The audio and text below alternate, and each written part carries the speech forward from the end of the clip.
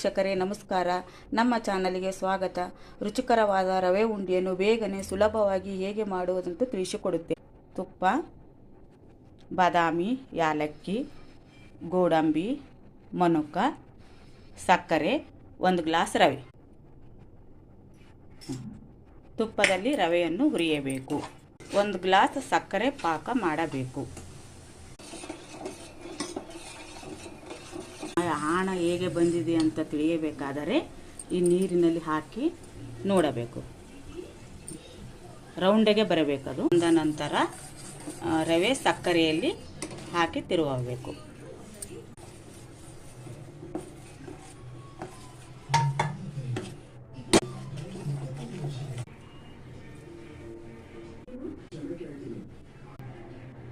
ಈ ವಿಡಿಯೋ ಇಷ್ಟವಾದರೆ ಸಬ್ಸ್ಕ್ರೈಬ್ ಮಾಡಿ, ಲೈಕ್ ಮಾಡಿ, ಸಪೋರ್ಟ್ ಮಾಡಿ.